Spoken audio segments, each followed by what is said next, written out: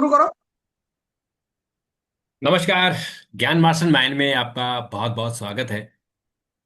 साथियों, राम मंदिर निर्माण को लेकर पूरा देश उत्साहित था और देश के एक एक हिंदू ने अपनी तरफ से जो उसकी क्षमता थी उसने दान किया और आज भव्य मंदिर बना। भव्य मंदिर बनाया तो उसके बाद वहां दर्शकों की लाइन लग गई और लगभग 10 से 15 लाख रुपए प्रतिदिन वहां चढ़ावा आता था। उस चढ़ावे में उसके प्रबंधन को लेकर, मंदिर से लेकर और बैंक तक जाने तक, उसमें जो बोरे भरकर रुपए आते थे वो बीच में लीक हो जाते थे। और छोटी मोटी राशि नहीं, ये एक अनुमान है ये कि 200-300 करोड़ तक जो सोने की चांदी की ईंटें हैं, जो जेवरात हैं, वो गायब हो गए हैं। उसको लेकर बवाल मचा। तो अल्टीमेटली सरकार ने एसआईटी बनाई। एसआईटी के रिकमेंडेशन पर एफआईआर लॉन्च हो गई है। 8 लोग अरेस्ट हो गए हैं और जो मुख्य कर्ता धर्ता हैं चंपत राय और अनिल मिश्रा, इन्होंने इस्तीफा दे दिया है और लोगों के भी इस्तीफा होंगे। और ये भी हो सकता है कि कुछ दिनों बाद और भी बड़े बड़े लोग इस चपेट में आए और अरेस्ट हो। उसी मुद्दे पर आज बात करते हैं। हमारे साथ हैं हमारे विशेषज्ञ डॉक्टर प्रतीक मिश्र। डॉक्टर साहब, बहुत बहुत स्वागत है आपका। तो डॉक्टर साहब, सबसे पहले तो हम आध्यात्मिक रूप पर देखते हैं। हम जो हमारी जो भव्य राम मंदिर है और अयोध्या है, कैसे ये हिंदुओं की आत्मा 700 सालों के संघर्ष के बाद, जो बाबर के समय मंदिर को तोड़ा गया और 700 साल बाद कोर्ट के आदेश के बाद, लोगों के आंदोलन के बाद एक ढांचा गिराया गया और मंदिर बना। और उसके बाद जो हम आज देख रहे हैं, आज दोबारा से राम मंदिर चर्चा में, और हिंदू समाज बदनाम हो रहा है कि अपने मंदिर में ही इन लोगों ने चोरी कर दी। देखिए, सबसे बड़ी दुर्भाग्य की बात क्या है कि जो राम, भगवान राम, जिन्हें मर्यादा पुरुषोत्तम कहा जाता है, आज वहां पर मर्यादा तार तार हो रही है। मर्यादा नाम की कोई चीज नहीं है। आध्यात्मिक दृष्टि से अगर आप देखें तो जो भगवान राम अपने पूरे जीवन भर संघर्ष और अग्नि परीक्षा के दौर से गुजरते रहे और सहर्ष स्वीकार किया, उप तक नहीं की, आज उन्हीं भगवान राम के नाम पर, भगवान राम के घर में ही, चूंकि मंदिर भगवान राम का है तो वो उनका घर हुआ। और उस घर में ऐसी ऐसी घटनाएं देखने को मिल रही हैं जो कि न केवल शर्मनाक है, बल्कि जो श्रद्धालु हैं, जो राम के भक्त हैं, उनकी आस्था पर चोट पहुंचाने का काम कर रही हैं। और विडंबना इस बात की है कि इतनी बड़ी घटनाएं हुई हैं, पिछले कई सालों से हो रही हैं, और इस पर पर्दा डालने की कोशिश की जा रही है, लीपापोती की जा रही है जांच के नाम पर। जिन भगवान ने पिता के वचन के नाम पर न सत्ता का, राज सत्ता का सुख देखा, न कुछ और देखा, और सहर्ष वनवास स्वीकार कर लिया, जिन्होंने अपना पूरा जीवन मर्यादित तरीके से जिया, आज उन्हीं के घर में उनकी व्यवस्थाओं को देखने वाले लोग मर्यादा को तार तार कर रहे हैं। इतनी भी नैतिकता नहीं बची है कि कम से कम इतनी बड़ी घटना के बाद पद को ही छोड़ दे। आप कह रहे हैं कि दो लोगों ने, चंपत राय बंसल और अनिल मिश्रा ने इस्तीफा दे दिया है। इसकी कोई अभी ऑफिशियल जानकारी नहीं है, यह सूत्रों के हवाले से खबर है। और जो आमंत्रित, विशेष आमंत्रित सदस्य हैं गोपाल राव, जिनको कि बड़े मान मनुहार करके चंपत राय बंसल लेकर आए थे, उन्होंने अभी मेरी जानकारी के अनुसार थोड़ी देर पहले उन्होंने कहा है कि किसका इस्तीफा, कहाँ का इस्तीफा, ये तो मीडिया जो है प्रेशर बना रहा है। तो अभी आप ये भी नहीं कह सकते कि ये इस्तीफा दे दिया। और अगर मान लो इस्तीफा दे भी दिया तो कोई एहसान कर दिया क्या आपने? कितना बड़ा डाका पड़ा है। और सबसे बड़ी बात जो आप कह रहे हैं 8 गिरफ्तारी हुई है, ये चिंदी चोरों को बचाया जा रहा है और फंसाया जा रहा है। जो इस इस डाका, जो इसे डकैती आप कहिए, चोरी वोरी नहीं है ना, ये हेर फेर है, ये डकैती है सीधे सीधे। और अब तो नृपेंद्र मिश्रा ने भी पिछले दिनों इसका डकैती ही बताया। तो इस डकैती के जो डाके के जो आका हैं, उनके खिलाफ कोई कार्रवाई अभी तक नहीं हुई। और देखिए, मैं आपको बताऊं कि लोगों को बड़ा भारी भ्रम है, लोग बड़ी राजनीति कर रहे हैं, लेकिन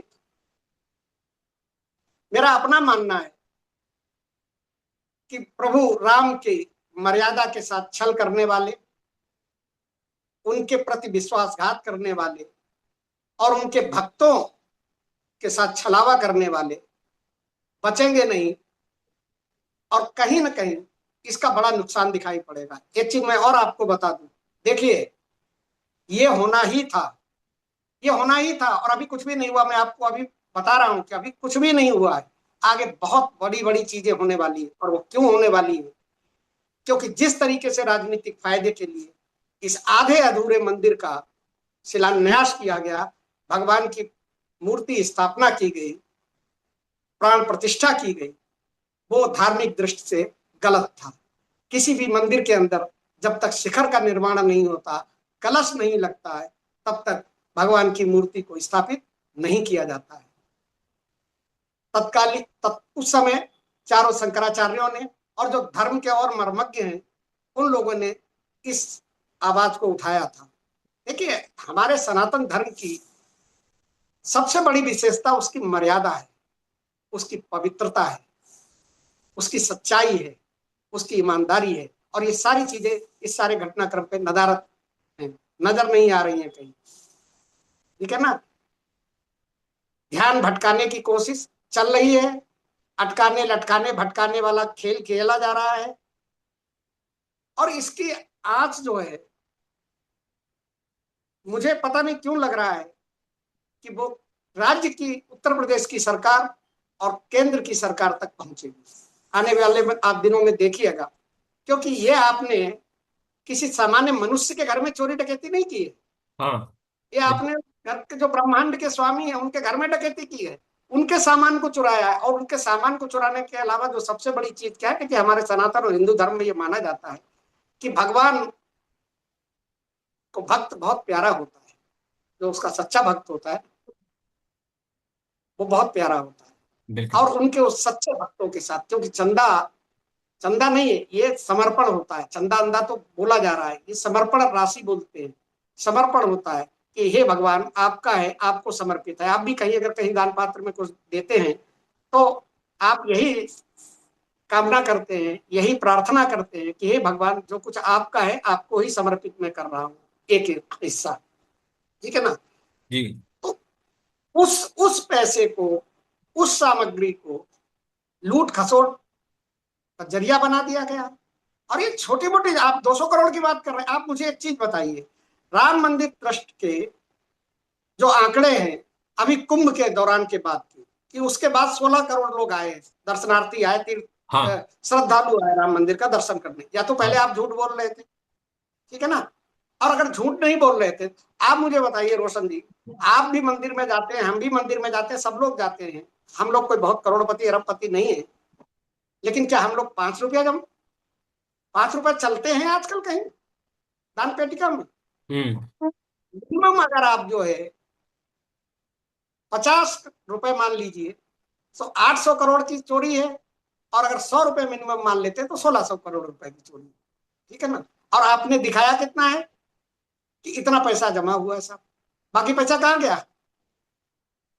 आपने 74-75 करोड़ के आसपास दिखाया है, आपकी जो आंकड़ों में ऑडिट में दिखाया गया, तो बाकी पैसा कहाँ गया? और ये खेल आज से नहीं चल रहा है, ये देखिए, ये तो, और भगवान राम अब कोई सशरीर तो आकर नहीं ये सब खुलासे करेंगे, है ना? उन्होंने लोगों को माध्यम बनाया, क्योंकि अब उनकी भी बर्दाश्त से बाहर हो गया था, काफी दिनों से वो चुप रहे होंगे। अब उन्हें लगा कि ज्यादा घटनाक्रम बढ़ता जाता जा रहा है। और इस घटना से रोशन जी सबसे बड़ा नुकसान सनातन का हुआ। हाँ, मेन यही है कि नुकसान। श्रद्धालुओं का अपमान, श्रद्धालुओं का अपमान हुआ है। राम भक्त अपने को ठगा महसूस कर रहे हैं, है ना? पर लोगों डॉक्टर का साहब, विश्वास उठ गया। अभी डॉक्टर साहब, अभी आपने एक बात कही कि ये जो इस्तीफे की बात आ रही चंपत राय और अनिल मिश्रा की, ये कोई कंफर्म नहीं कर रहा है, लेकिन खबरें चल रही सूत्रों से। क्योंकि आज बीएचपी के महासचिव ने भी कहा है कि कोई इस्तीफा नहीं हुआ, कौन कह रहा है इस्तीफा हुआ? तो मतलब ये जो ठठराई भी है कि अब अकड़े में कि हम इस्तीफा भी नहीं देंगे। मैं यही तो कह रहा हूं हम्म। कि भैया इतने बड़ा घटनाक्रम हो गया, आपको किस चीज का लोभ लालच है, लिप्सा है, किस चीज की बात है? जिस भगवान की सेवा में आप लगे हुए हैं, उनके पक्ष में दलीलें दी जा रही हैं कि पूरा जीवन उनका निष्कलंक है, बहुत ईमानदार आदमी है, बहुत सादगी पसंद आदमी है। अरे भैया, आप सब कुछ सादगी पसंद है, आपके चरणों में हमारा प्रणाम। लेकिन अगर आप पर आरोप लगे तो स्वतः आपको सबसे पहले इस्तीफा दे देना चाहिए। नैतिकता का तकाजा यही कहता है। और इसके अलावा जांच होने दीजिए। अगर आप ईमानदार हैं तो ईमानदारी के साथ बाहर निकल कर आएंगे। आरोप तो सीता मैया पे भी लगे थे, राम पर भी आरोप लगे थे, कृष्ण पर भी आरोप लगे। भगवान पे हमारे यहाँ आरोप लगते हैं और वो आरोपों का सामना करते हैं, और सामना नहीं करते, कार्रवाई भी करते हैं। और आप जो है बैठे हुए और राम की मर्यादा की बात करते हैं। दरअसल क्या है, देखिए, भगवान को कभी भी धर्म और राजनीति को कभी मिक्सअप नहीं करना चाहिए। हाँ। आपको चंद दिन के लिए फायदा हो सकता है। आप जिन राम के नाम पर, जिन राम को भुना के आप सत्ता में आए, आपने उन्हीं की राम भक्तों को ठग लिया, ठीक है ना? और उन्हीं के राम भक्त आक्रोशित हैं। तो ये राम भक्त या राम जो आपको लेकर सत्ता में आए, उन्हें देर नहीं लगेगी सत्ता से उतारते हुए। अभी तो ये वो आखिर डॉक्टर। ब्रह्मांड के स्वामी है। ये संकेत है, ये इशारा है, ठीक है ना? और ये इशारा ऐसे ही नहीं है, ये इशारा जो है, ये आने वाले दिनों का आपको प्रमाण दे रहा है। और डॉक्टर साहब, ये भी जो मैं जो अभी सुन रहा हूँ, देख रहा हूँ कि ये पॉलिटिकल इशू बनेगा निश्चित तौर पर। क्योंकि ये जो उद्घाटन हुआ, शिलान्यास हुआ चुनाव के समय, उद्घाटन हुआ चुनाव के समय, तो राम मंदिर बहुत बड़ा इशू था चुनाव का बीजेपी के लिए। तो अभी जो ये गड़बड़ियां हो रही हैं और पूरा हिंदू समाज उद्वेलित है, तो अब निश्चित तौर पर ये चुनाव का भी ये मुद्दा बनेगा। 2027 में तो विधानसभा के चुनाव है उत्तर प्रदेश के। देखिए, मैं आपको एक चीज बताऊं कि जिस समय राम मंदिर का शिलान्यास हुआ, वो मुहूर्त भी शुभ नहीं था, ठीक है? लेकिन चूंकि प्रधानमंत्री जी को वहां पहुंचने की जल्दी थी, चुनावी राजनीति का फायदा उठाना था, आनंद फानंद में पंडित, आजकल पंडितों की हालत ये हो गई कि जैसे चाहो वैसे मुहूर्त निकलवा लो। बड़ी ताकत है, चाहे पैसे से, चाहे धन से, चाहे पावर से, चाहे सत्ता से। तो लेकिन जो जानकार लोग हैं उनका मानना यह था कि वो समय ही नहीं था, मुहूर्त नहीं था उस समय नहीं करना चाहिए था। दूसरी बात, जो सबसे प्रमुख बात यह है कि अधूरे मंदिर का जो है हमारे यहाँ शिलान्यास नहीं किया जाता, वहां प्राण प्रतिष्ठा मूर्ति की स्थापना नहीं की जाती है। ये छोटा सा मतलब, जो धर्म के बारे में थोड़ी भी जानकारी रखता है उसको भी बात पता होती है। अब आप कह रहे हैं कि राजनीति इस पे होगी। राजनीति तो बहुत दूर की बात है रोशन जी, राजनीति तो हम आप बात कर रहे हैं। आप उन लोगों से पूछिए जाके जिनके मन में भगवान के प्रति कितनी श्रद्धा थी, कितने दूर दूर से लोग जाते थे, है ना? और एक चीज और बता दूं आपको, मंदिरों में दो ही आदमी ज्यादा चढ़ावा देते हैं, दो वर्ग। जी। आपको मैं बता रहा हूँ, एक तो बहुत गरीब वर्ग, निम्न वर्ग, हाँ। ठीक है ना? क्योंकि उसकी श्रद्धा भक्ति बहुत ज्यादा होती है। जो बीच का आदमी, मिडिल क्लास जो लोग होते हैं ना, उनमें गुणा भाग ज्यादा होती है। और बिल्कुल। दूसरे बहुत अमीर लोग, हाँ। बहुत अमीर लोग होते हैं, ठीक हाँ। है ना? बहुत अमीर लोगों की बात छोड़ दीजिए, यहाँ पे बहुतायत किसी भी मंदिर में जो होती है वो गरीब लोगों की होती है। तो गरीब लोग जो है कितनी दूर दूर से जाके भगवान के रामलला के दर्शन करते हैं। दर्शन करके कि भैया यहाँ व्यवस्थाएं अच्छी हो, अपनी समर्पण करते हैं।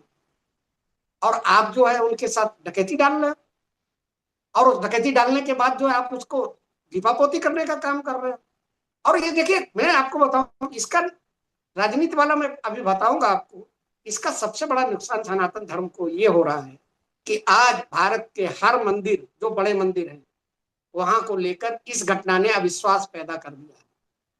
श्रद्धालुओं की संख्या घटती जा रही है, चढ़ावा समर्पण राशि घटती चली जा रही है।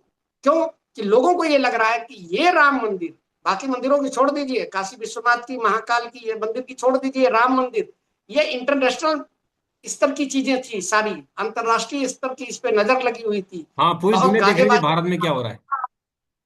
जैसा आपने कहा कि इतने 700 साल की संघर्ष के बाद, ठीक है ना, भगवान को उनके अपने घर में विराजमान किया गया। तो ये जब इस मंदिर में ये घटना हो सकती है, तो लोगों के मन में भी एक संशय पैदा हो गया है, एक शक की सुई हो गई है कि किसी भी मंदिर में हो सकता है, ठीक है ना। और बिल्कुल। सबसे बड़ी गलती इसमें देखिए, इसमें इसमें राजनीति तो शुरू से हो रही है। आप मुझे ये बताइए कि किसी भी मंदिर का संचालन जो है, वहां किसके द्वारा, धर्माचार्यों के द्वारा होना चाहिए। हम्म। कोई भी ट्रस्ट अगर बनता है, या सनातन बोर्ड की जैसे सनातन धर्म में मांग की जा रही है, तो अगर सनातन बोर्ड बनेगा तो उसमें कौन होंगे? उसमें सनातन के से संबंधित धार्मिक लोग ही होंगे ना। हाँ। हमारे चारों शंकराचार्यों को ट्रस्ट में स्थान नहीं दिया गया। 13 अखाड़ों के जो महामंडलेश्वर हैं उनको स्थान नहीं दिया गया। जो हमारे यहाँ रामानुजाचार्य हैं 5, उनको स्थान नहीं दिया गया। स्थान किसको दिया गया? संघ के लोगों को बुला बुला के, ब्यूरोक्रेट्स को स्थान दिया गया। तो राजनीति तो शुरू से हो रही है। और आप अब अगर ये लोग कह रहे हैं कि विपक्ष जो है राजनीति कर रहा है, विपक्ष राजनीति नहीं कर रहा है भैया, इस पे तो आम आदमी सवाल पूछ रहा है ना। तो सवाल पूछना अगर राजनीति है, तो फिर तो बड़ा मुश्किल काम है इसमें। और देखिए, इसमें कई चीजें बड़ी, मतलब लोगों को गले नहीं उतर रही हैं। छोटी छोटी बात पे ट्वीट करने वाले, बोलने वाले, हमारे प्रधानमंत्री जी जो राम को लाए हैं उनको लेके आएंगे, मतलब जो प्रधानमंत्री जी राम को लेके आए हैं, जो मतलब पूरे ब्रह्मांड को लेकर चलते हैं, उनको हमारे प्रधानमंत्री जी लेके आए। वो नारा था, आपने देखा होगा, फोटो भी उस समय थी, कि एक छोटे से भगवान राम है हाँ, वो और मोदी जी हाथ पकड़ उनको ले जा रहे हैं। मोदी जी को उंगली जो पकड़ते दुनिया हैं। का सहारा है उसका सहारा हमारे मोदी जी बने हुए थे। तो अब आप ये देखिए कि जो छोटी छोटी बात पे बात रिएक्ट करने वाले मोदी जी, पिछले, ये घटना कब की, 7 जून की है ना, तो पहली हाँ, शुरुआत हुई। 7 जून, जब एक तब से अखिलेश आप, अखिलेश यादव ने शुरू कर दिया था। हाँ, अखिलेश यादव ने जो ट्वीट किया था, तब से सात लेके जून अब तक जो है, हम्म। तब से लेके अब तक जो है चुप है, बिल्कुल सन्नाटा है, ठीक है ना। चंपत राय जी इस्तीफा नहीं दे रहे हैं, वो बोल नहीं रहे। शुरुआत में कह रहे थे कि इसमें ऑडिट में थोड़ी बहुत गड़बड़ियां हैं। तो ये बहुत नुकसान पहुंचा रहे हैं। राजनीति में लोग आते रहेंगे जाते रहेंगे, हो सकता है विपक्ष इसका मुद्दा बनाकर इसका फायदा उठा ले, ठीक है ना। वो कोई बहुत बड़ी बात मेरी नजर से नहीं है। मेरी नजर से बात ये है कि जो भावनाओं को चोट चोट पहुंची है राम भक्तों की, जो विश्वास को चोट पहुंची है, जो श्रद्धा को चोट पहुंची है, ठीक है ना, वो बहुत बड़ी चीज है। उस वो राजनीति से कहीं ऊपर की चीज है, ठीक है ना। बिल्कुल। राजनीति वाजनीति होती रहेगी। दूसरी बात देखिए, राजनीति तो शुरू कौन कर रहा है? सत्ता पक्ष कर रहा है। हम्म। जब पैसा बरामद हो रहा है तो आपने एफआईआर क्यों नहीं की? ऐसा कहीं आपने देखा? पहले आप एफआईआर करते, फिर आप एसआईटी बनाते, चलता है, कोई दिक्कत नहीं। आपने एसआईटी बना दी, एफआईआर की, करना वही काम आपको पड़ा। दरअसल मेरा अपना मानना है, जो मुझे लग रहा है कि इसमें कहीं ना कहीं केंद्र और राज्य, योगी और जो ये गुजरात लॉबी है, दिल्ली लॉबी और योगी, इनके बीच की भी कहीं ना कहीं कुछ चीजें इसके पीछे काम कर रही हैं, जो हमको आपको अभी शायद दिखाई नहीं पड़ रही हैं। असल में मुझे और ऐसा उसी लगता है के डॉक्टर तहत, साहब, नहीं, मुझे ऐसा लगता है कि जो ट्रस्ट है वो केंद्र सरकार का है, उसमें राज्य सरकार का तो कोई रोल नहीं है। ट्रस्ट हाँ, ने रिकमेंडेशन किया तो उन्होंने एसआईटी बना दी, एसआईटी ने रिकमेंडेशन की तो एफआईआर लॉन्च हो गई। पर मुझे मुझे इसमें एक खेल नजर आ रहा है कि जो एफआईआर लॉन्च हुई है वो जो ट्रस्ट के एक सदस्य हैं, कृष्ण मोहन, जो रिटायर्ड आईएफएस ऑफिसर हैं और संघ के इस वक्त जो उत्तर प्रदेश के क्षेत्रीय संघ चालक हैं, उन्होंने एफआईआर कराई। जबकि चंपत राय एक दिन पहले तक कह रहे थे कि हमने इंटरनल ऑडिट करा दिया, कोई गड़बड़ नहीं है, बिल्कुल ठीक है, सब कुछ ठीक है, और उधर उन्होंने एफआईआर करा दी। तो क्या आपको ये लग रहा है कि संघ में भी या ट्रस्ट में भी आपस में झगड़ा है? उनको लग रहा है कि गड़बड़ हो रही है, क्योंकि ये बहुत सारी खबरें आ रही थी कि चंपत राय जी किसी का कहना नहीं मान रहे, किसी को नहीं सुन रहे। पूरा अयोध्या पर उनका कब्जा है, केवल मंदिर नहीं, पूरा अयोध्या में। तो वो भी लोगों की देखिए मैं आंख में आपको खटे। दो तीन चीजें बताऊं हम्म। कि जब बंदरवाट होता है ना, हम्म। कहीं भी जब बंदरवाट होता है, तो मतभेद स्वाभाविक होते हैं कि यार इसने ज्यादा कमा लिया, हम कम कमा पाए, वो अलग चीज है। लेकिन इसमें आप नृपेंद्र मिश्रा को पाक साफ नहीं कर सकते, क्योंकि वो निर्माण समिति के चेयरमैन थे, चेयरमैन थे, बिल्कुल, ठीक हाँ। है। हाँ। और आपके जो वर्तमान मुख्य चुनाव आयुक्त हैं, हम्म।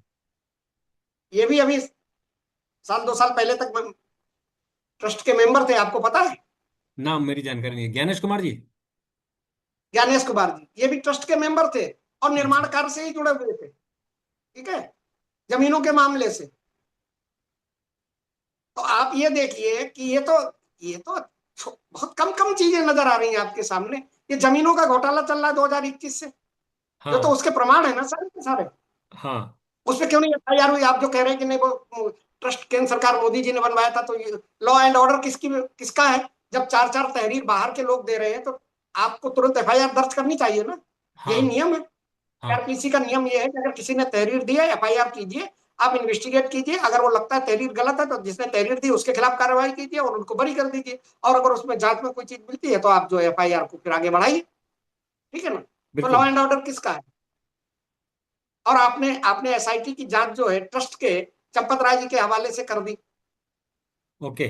और अभी भी एफआईआर जो दर्ज हुई है, वो ट्रस्ट के वही लोग जिनके खिलाफ जो जांच के घेरे, संदेह के घेरे में है, जो इस पूरी बंदर बाट में शामिल हैं। ठीक है, हम वही जो है एफआईआर दर्ज कराने पहुंच गए कल। नहीं, जो मजे की बात। एफआईआर दर्ज है वो केवल कृष्ण ने कराई है, और जो सपोर्ट कर रहे थे वो चंपत राय कर रहे थे। मुझे लगता है इन दोनों में भी, हालांकि चंपत राय ही केवल कृष्ण को लेके आए थे जब वो रिटायर हुए। उसके बाद वो संघ के कामों में लग गए। तो उनको चंपत राय ही लेके आए थे। 6 महीने तक उनकी उन्होंने ऑब्जर्वेशन किया था कि जब जो एक सदस्य की डेथ हो गई थी, कामेश्वर प्रसाद जी की। तो उसके बाद इनको लाया हम्म। गया था। जी। तो मुझे लगता है डॉक्टर साहब, ये जो चंदा का मामला है ये बड़ा मामला बनेगा, और आप भी जैसे कह रहे हैं कि ये पॉलिटिकल मामला भी बनेगा। और उसमें जो कुछ लोगों की आपस की रंजिश है, उस रंजिश का भी ये मामला बनेगा। और चूंकि अभी जो हिंदू धर्म, सनातन धर्म का एक केंद्र बन गया है, और लोगों को लग रहा है कि यहाँ उनके साथ छल किया गया है, तो मुझे लगता है कि उनको भी कहीं आहत हुई होंगी, उनका उनका ये विश्वास कैसे लेकर आएंगे। तो ये बड़ी बात होगी। तो हम इस पर चर्चा करते रहेंगे। डॉक्टर साहब, आपने बहुत विस्तार से हमें जानकारी दी। तो हम इस पर फिर इस पर जब मौका मिलेगा फिर इस पर चर्चा करेंगे। और हम अपने दर्शकों से भी कहते हैं कि आप भी इस पर जरूर जरूर अपनी कमेंट दीजिए, ताकि हम इस पर आगे बात कर सकें। और अगर जो राम मंदिर ट्रस्ट के लोग हैं वो भी अगर इस पर कमेंट करना चाहें, वो भी सफाई देना चाहें, तो उसको उनकी भी बात हम रखेंगे। डॉक्टर साहब, आपने बात की, आपका बहुत बहुत धन्यवाद। नमस्कार, शुभ रात्रि।